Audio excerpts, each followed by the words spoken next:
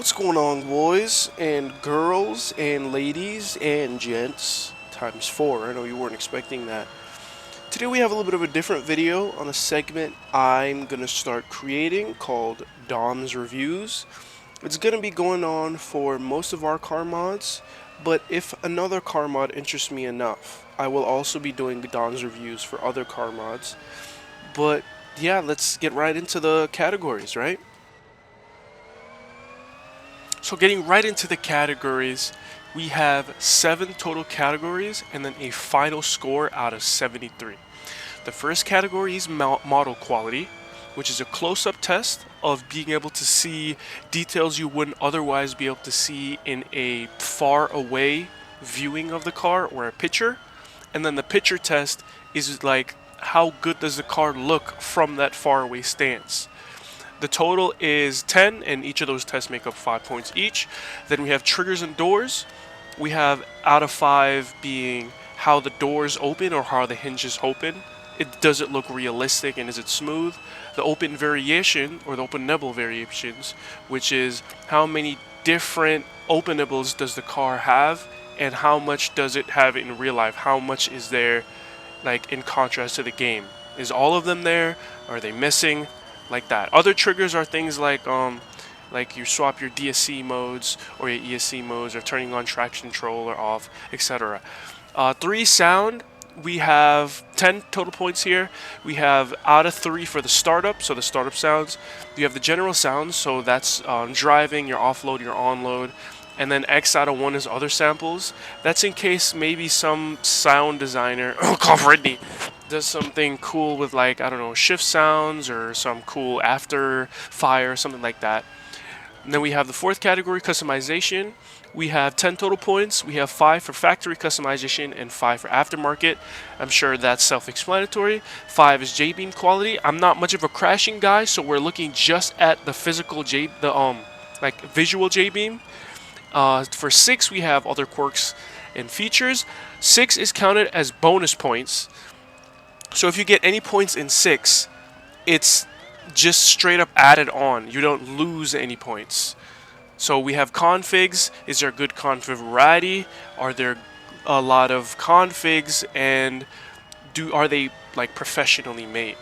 Other is if there's anything the mod does that it's special, like let's say the gauge do something cool or whatever.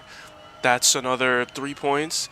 Lastly is car physics, which is accurate stats. So like if the horsepower and the weight distribution or the torque, are those similar? That I'm also going to slightly take into account the torque curve. And lastly is car feel, which is out of 5, which is does the car feel good to drive? The final score is out of 73, technically out of 79 because of the bonus points. But remember, the bonus points are just additive, they don't subtract anything. And this is what we're going to be going off. So we're going to be jumping straight into it. The first mod we're reviewing is a T.50. Why the T.50? Because we just released it, and I'm pretty proud of it, right? I'm going to try my hardest to be as unbiased as possible, but I'd like to think we make pretty good mods. So if you're wondering, hey, these ratings seem kind of high, I'm just sorry, man. I'm trying to be fair and unbiased. But first up on the category list, it's model quality. I think we can go ahead and give the picture test a 5 out of 5. Looking at this car from anywhere beyond like 3 feet, it's perfect in almost every way.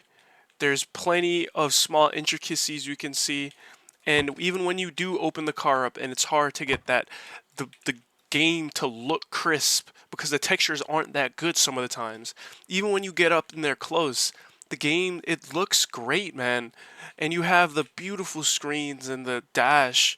I don't want to turn the car on right now, but you'll see later. It's just this does easily pass the picture test, and you have even the small details that I'm going to go on and give points for the close-up test. You have the dome lights working, the dashboard is perfect, you have the small intricacies like the pedals working and looking absolutely great, you have sponsors that help to make the car, the mirrors, you have the hood buttons, the door struts, you have the plaque on this side, you have the working vents that pour right into the rear quarter panel. The hood looks great and these are just some of these features that just aren't necessary to make the car mod. I think at the least I can give this car a 4 out of 5 for the close-up test. Everything looks great and you can find small details you would not be able to find if you weren't up this close, looking this close at the car. Like you have the stitching down here, you have the button for the this compartment release, the door, like wow, man. I think we can all agree this is at least a 4 out of 5 in terms of the close-up test. I think it could be a little bit better. I'm not sure how, but 4 out of 5 at the least. You look, if you look, yeah, maybe there's some like branding missing on some of these stuff. I say that, but we have min and max right there. There's probably branding missing. I'm gonna give this a 4 out of 5.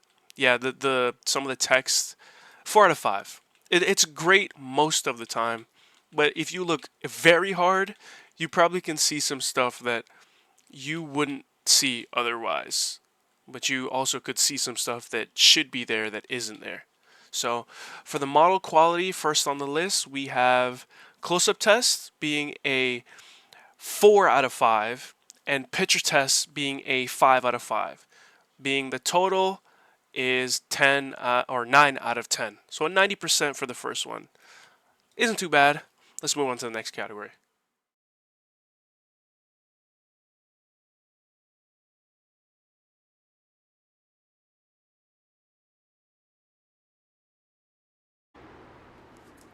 We're back with category 2, which is triggers and doors. I am not going to speak for the rest of this. Just watch.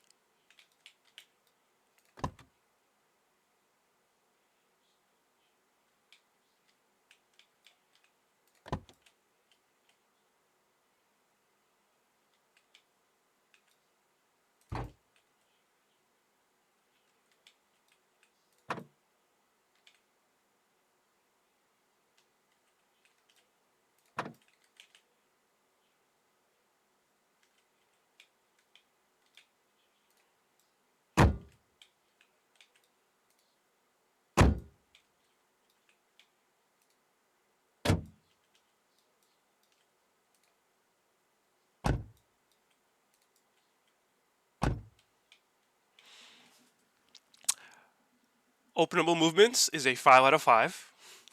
Openable variation is a 3 out of 5. If you're wondering where I'm docking points for, these compartments in real life are openable and there is no sun visor. So I'm docking 2 points for that. Maybe that's a bit excessive, but I think it's fair. Those would have been easy additions, I think at least. And other triggers, we're going to give a 3 out of 3. 2 out of 3. Let's give it a 2 out of 3. You have the aero mode, the fan mode, ignition, TC, and the hazard lights. You have proper trigger placement for everything. The only thing I'm docking points for is the windows don't work, and you know it would have been really nice to see him work on this car.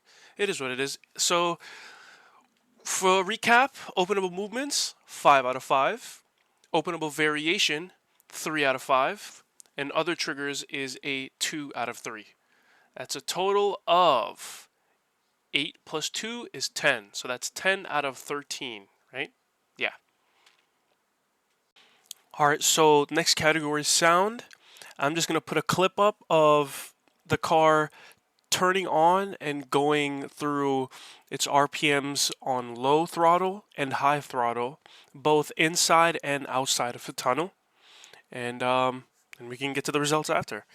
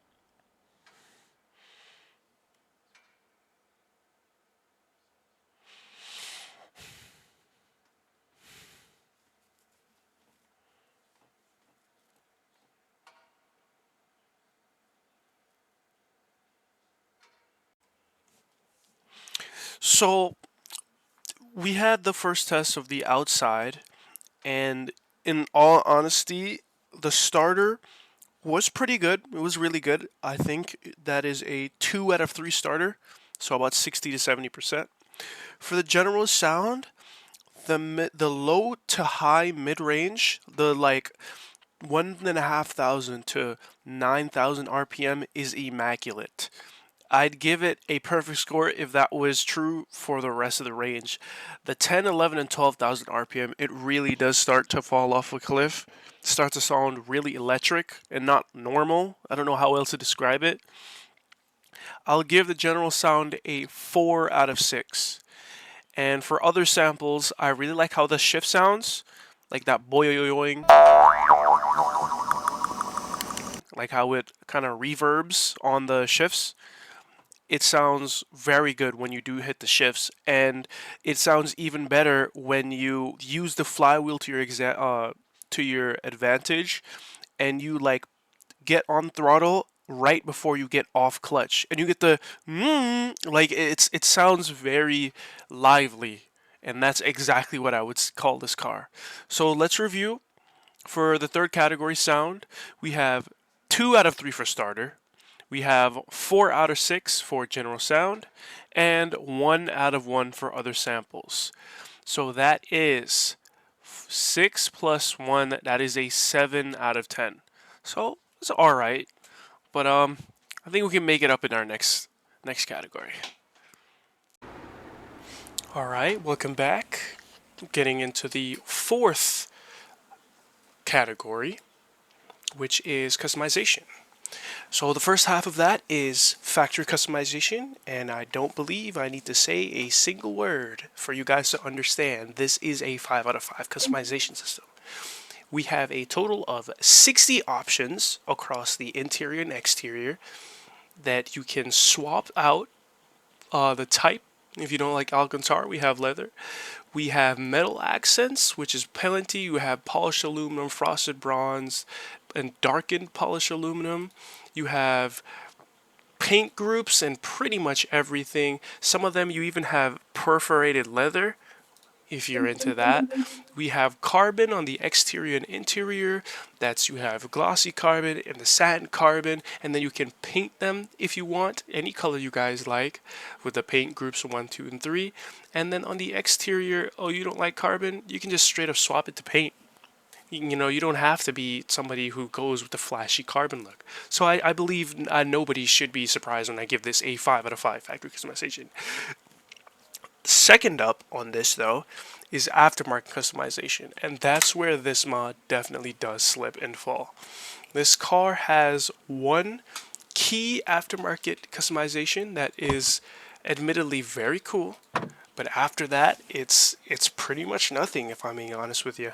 The main thing is the Necronomic turbo kits, which look really cool, and in all honesty, is something nobody probably expected. We have blow-off valves right here and stuff. Come back to here. So you can see just a really cool system made basically from scratch with the working throttle body, I think is what that is. And you even have the spinning turbine with the beautiful anodized black texture. And the ice box with the... I'm not sure how turbo kits work, guys, but it looks great. Undoubtedly. And you come down here, look at the headers. Man, it's undoubtedly a very cool system, and I'm going to be awarding some bonus points for that. But after that, there's these two, right? And I'm not saying they're useless, but I am saying it's definitely not a lot. We have boost gauges and GPSs, and that's it for the aftermarket customization. Like I said, it's not bad, but you're definitely missing a lot. Like, we don't have any aftermarket wheels, we don't have canards, splitters, custom spoilers, we don't have custom exhaust or intakes, we don't have any custom seats or logos. It's basically all factory heavy. So I think it's fair for me to give it a 2. I would give it a 3, but if there's no wheels, I would have given it a 3 if there was at least one set of wheels. But this, I believe, is a fair ranking of 2 out of 5 on the aftermarket scale. So to review, we have 5 out of 5 for exterior, and 2 out of 5 for interior. So that's a total of 7 out of 10. Alright, so unfortunately this is where bias comes into the play. How I play BeamNG is very unique. I'm more of a person that would get the car that they like and play around with their car they like and drive it but not crash. I'm a driver. I don't like to crash, even though that's kind of like the main appeal of this game. I feel like the driving physics are also very good. So I'm not a person who's very into crash testing. So it's more of a visual thing, and I'll just do one quick test. Maybe you guys can sign it off, but the general consensus is that Jbeam on this car looks very passable. I'd say this is a 7 to 8 out of 10 for the visuals, and the how it crashes seems for the most part pretty good, right? It looks fine. I don't know what I'm supposed to tell you guys. I'm not a crasher. So for the Jbeam, like I said, I'm biased, and it's not really something I do a lot with. I will be awarding a 8 out of 10. I've seen higher quality Jbeam like the outline, the green lines, these, but I have not like seen something that crashes exceptionally well. That is a real car, except one exception, which is the Bugatti Chiron from Innocent Joker.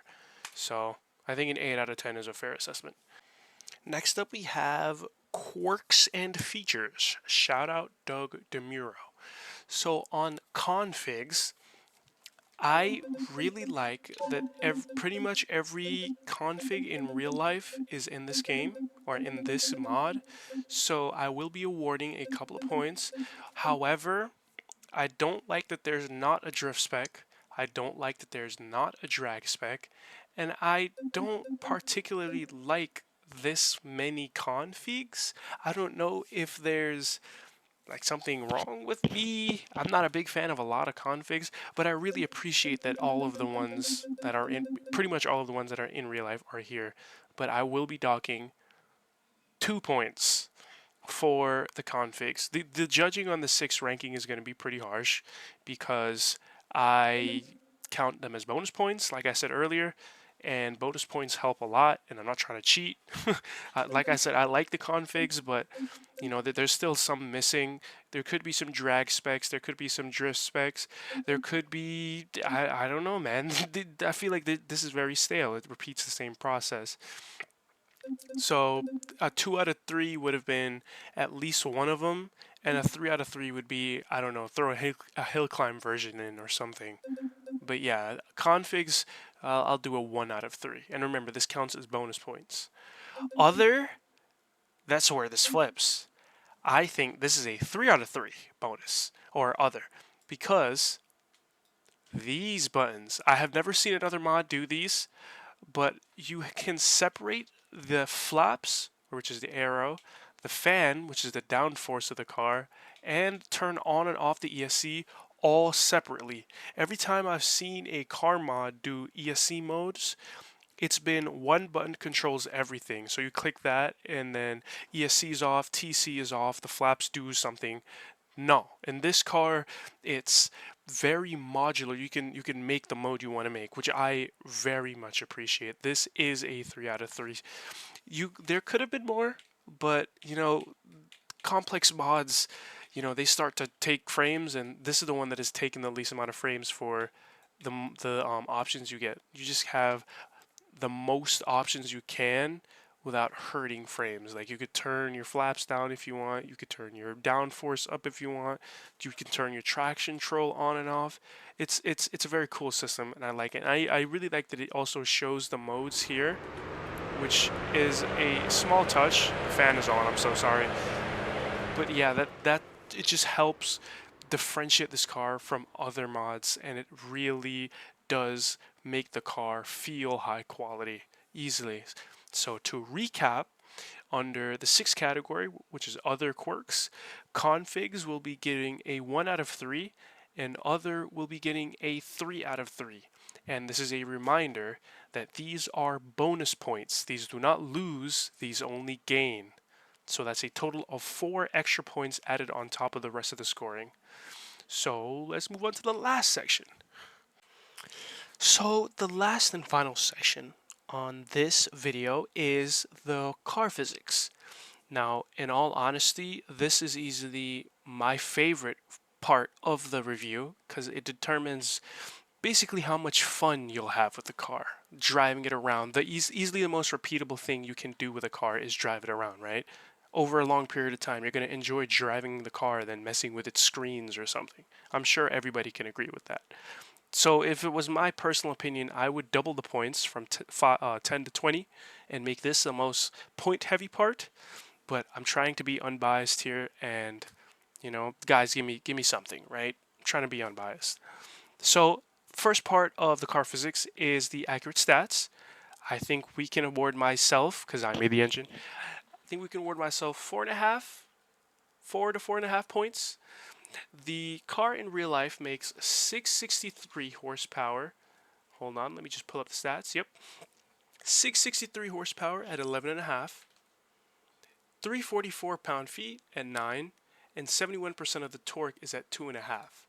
So are you guys seeing this number? Oh, that doesn't seem right. This is with a portion of drivetrain losses.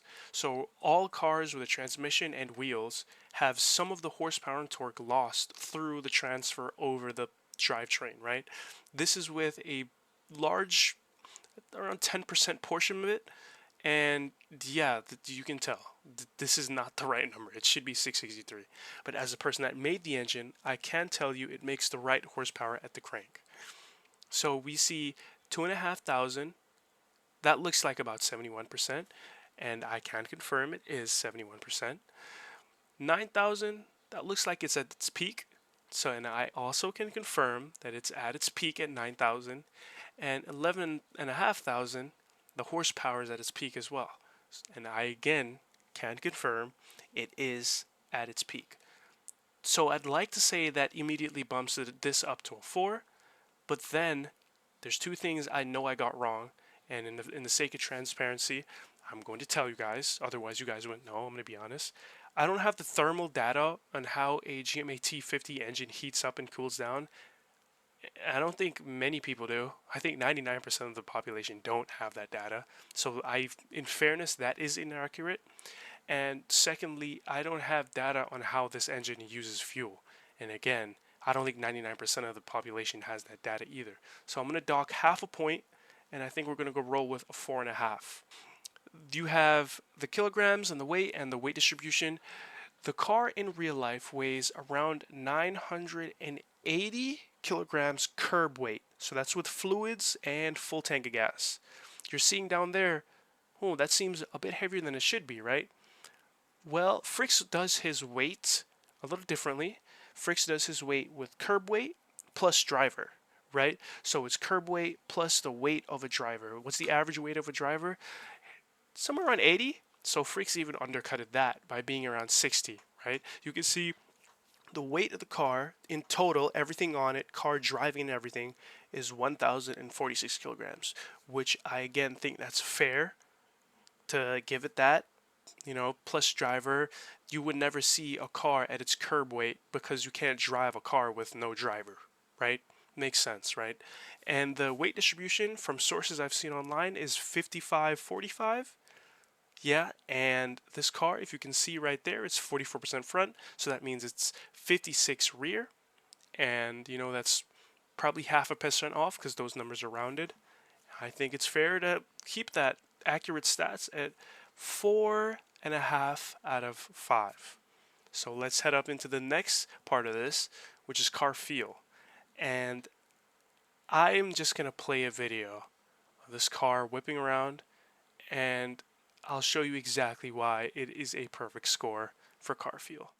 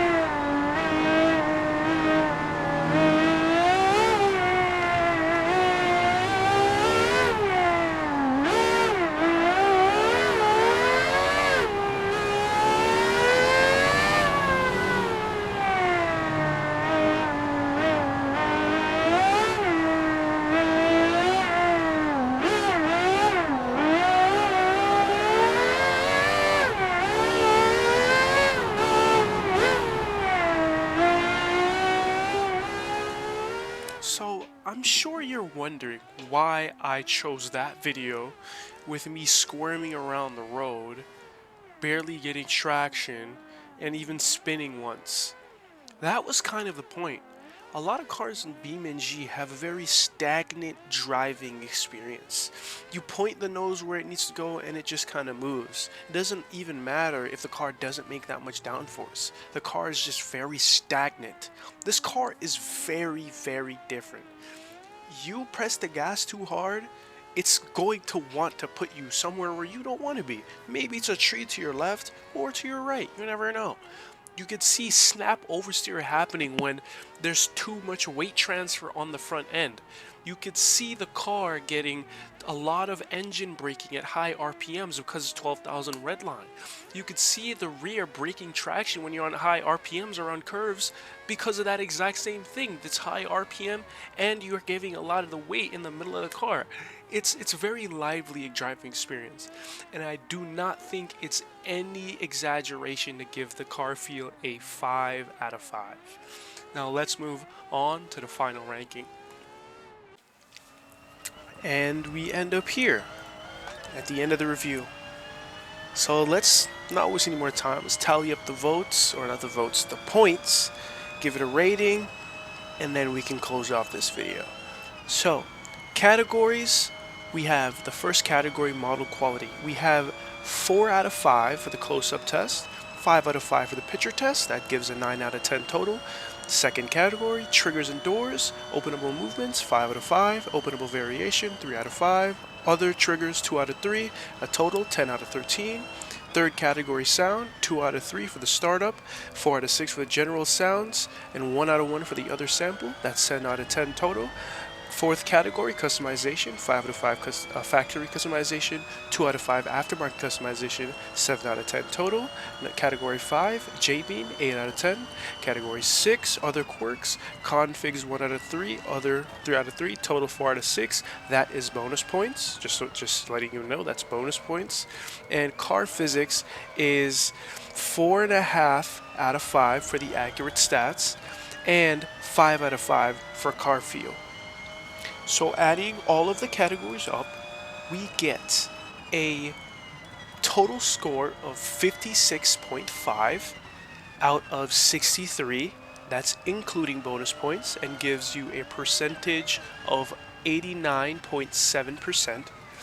And excluding bonus points, that is a 52.5 out of 63, and that is a 83.3%.